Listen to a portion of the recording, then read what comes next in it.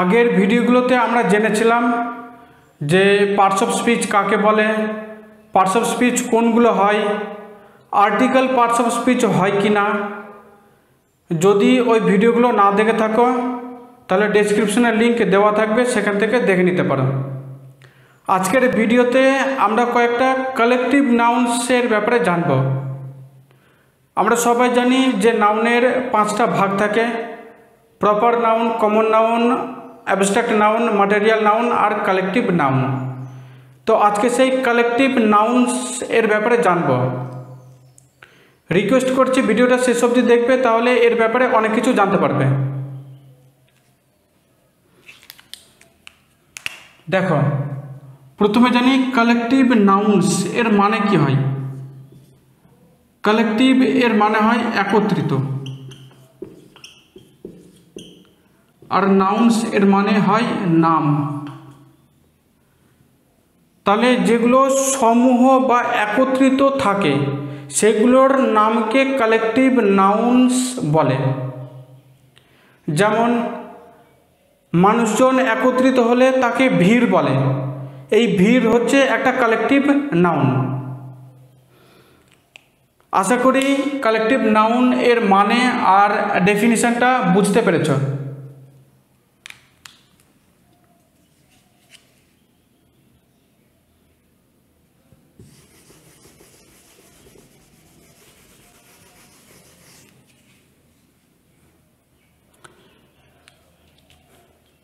এবার বোর্ডে দেখো, আমি 10টা ভ্যারাইটি লিখে রেখেছি।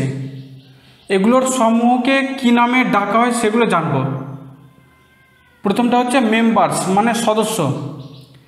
এদের সমূহকে কমিটি বলে।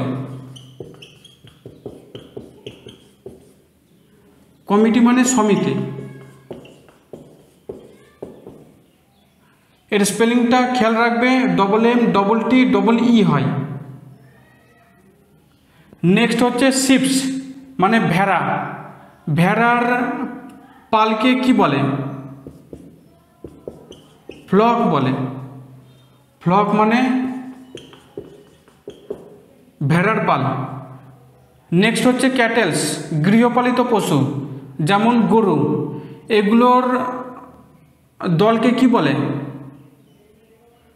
হার্ড বলে। হার্ড মানেও পাল হয়। নেক্সট হচ্ছে বার্ডস, পাখি। পাখির ঝাঁককে কি বলে? বেভি বলে।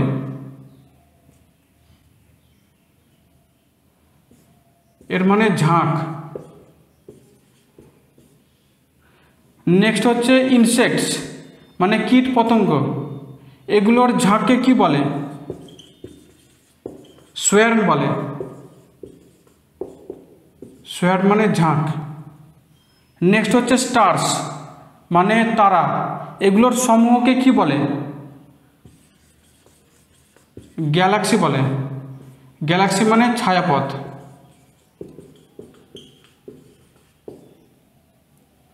নেক্সট হচ্ছে ব্যান্ডিটস, মানে দস্যু, ডাকাত বা চোর। এগুলোর দলকে কি বলে? গ্যাং বলে।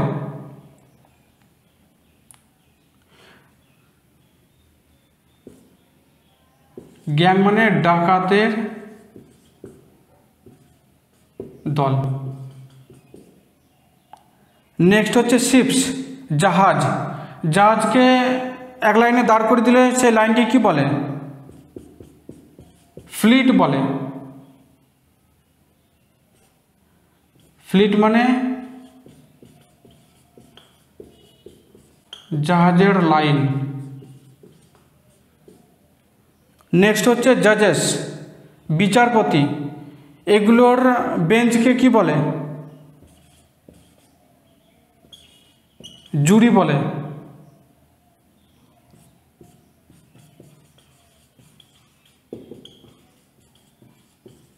জুরি মানে বিচারপতির দল। নেক্সট হচ্ছে কিজ, চাবি। চাবির গুচ্ছকে কি বলে? বাঞ্চ বলে। বাঞ্চ মানে গুচ্ছ।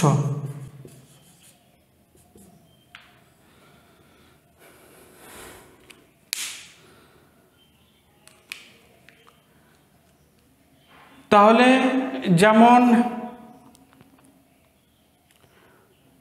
মানুষের দলকে ভিড় বলে।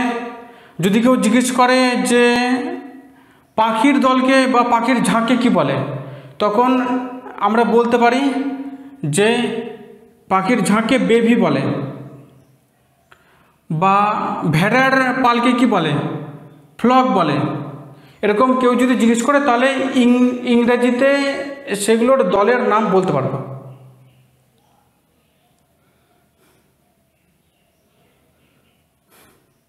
এগুলো মোস্ট ইউজড কালেকটিভ নাউন্স, সেন্টেন্সে এগুলোর ইউজ হয়, তাই এগুলো মুখস্থ করে নিতে হবে।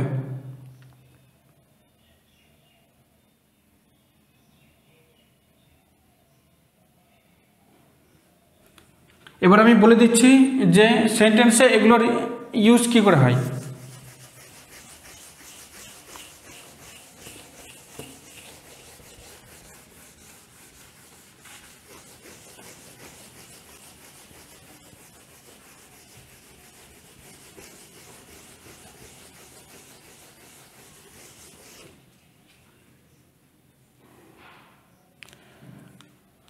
আমি একটা এক্সাম্পল নিই।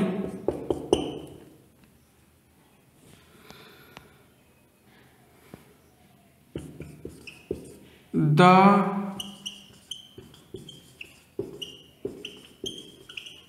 government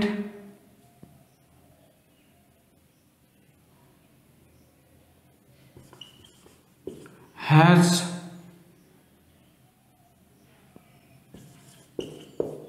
got a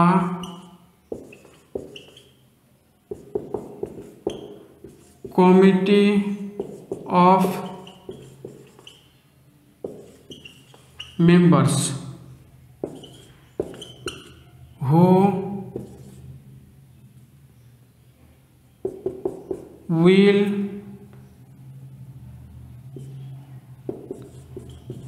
investigate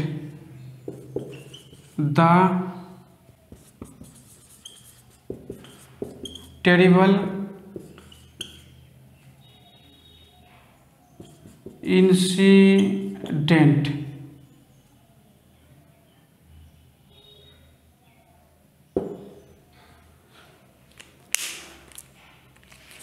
এই বাক্যে দেখো, এই বাক্যের মানে হচ্ছে সরকার একটা সমিতি গঠন করেছে মেম্বার্সদের, যেগুলো ভয়াবহ ঘটনার তদন্ত করবে।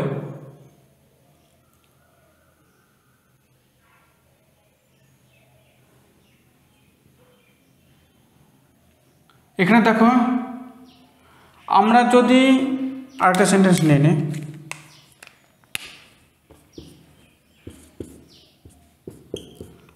I have seen an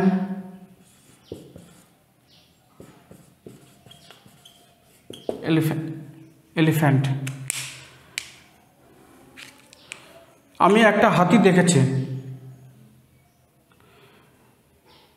দ্বিতীয় বাক্যটা আগে লক্ষ্য করো। আমি দেখেছি, কি দেখেছি? হাতি দেখেছি। এই হাতি হচ্ছে একটা নাউন। এবার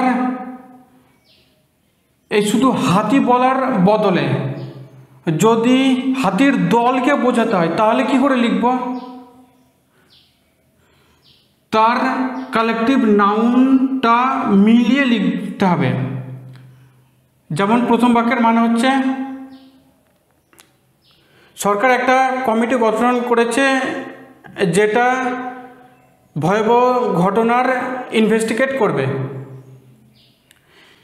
এইখানে শুধু মেম্বার বোঝাতে চাই না, মেম্বারের দলকে বোঝাতে চাই। সেই জন্য আ কমিটি অফ মেম্বার্স এই পুরোটাকে বলতে হয়েছে। সেই জন্য এটা নাউন তো হচ্ছে, কিন্তু কালেকটিভ নাউন হচ্ছে, কারণ মেম্বার্সদের দলকে বোঝানো আছে।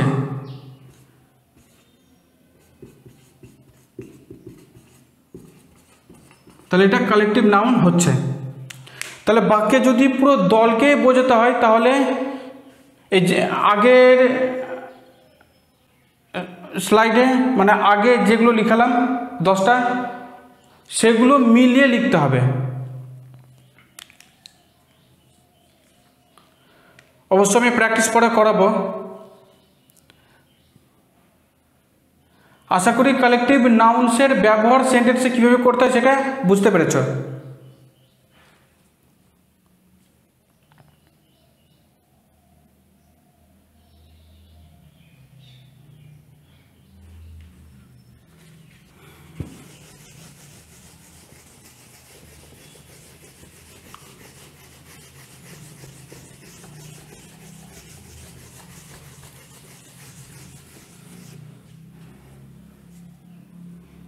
এবার আমি তোমাদেরকে একটা হোমওয়ার্ক দিচ্ছি, সেটা কমেন্ট করে আমাকে জানাবে।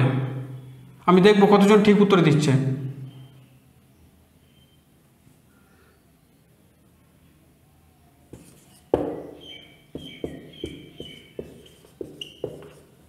আইল্যান্ড, আইল্যান্ডস এর সমূহকে কি বলে?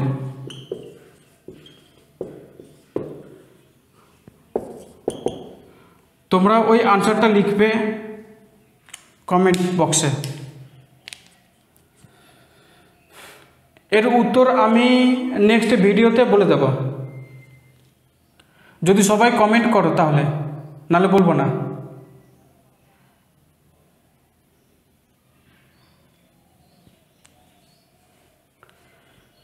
আশা করি এই ভিডিও থেকে কালেকটিভ নাউন্সের ব্যাপারে কিছুটা হলেও শিখতে পেরেছ। যদি এই ভিডিওটা ভালো লাগে একটা লাইক করো আর বন্ধুদের সঙ্গে শেয়ার করো।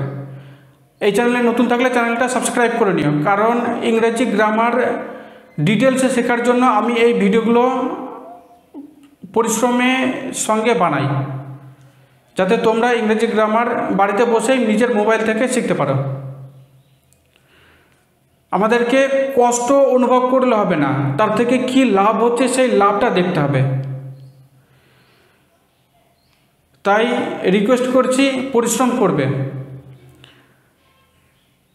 যারা বড় বড় স্টার্স থাকে, অ্যাক্টর অ্যাক্ট্রেস থাকে, তারা কি বলে?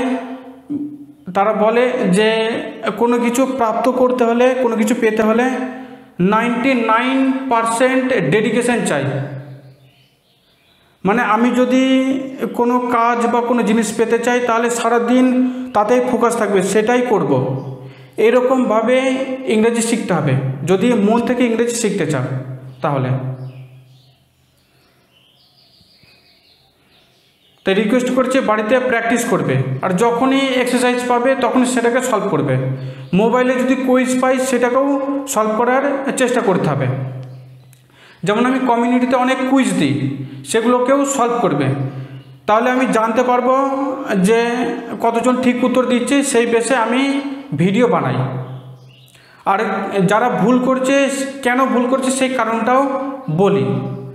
তাই কমিউনিটির ওই কুইজগুলোও সলভ করবে, আর যে প্রশ্নগুলো হোমওয়ার্ক হিসেবে দেবো সেগুলোও কমেন্ট করে আমাকে জানাবে। বিরক্ত বোধ করবে না, কারণ এগুলো থেকে তোমাদেরই লাভ, আমার অত অসুবিধা নেই। কারণ আমাকে অন্য কেউ কমেন্ট করে দেবে, কিন্তু তুমি কমেন্ট না করলে তোমার ক্ষতি। দেখাবে নেক্সট ভিডিওতে। Till then, by.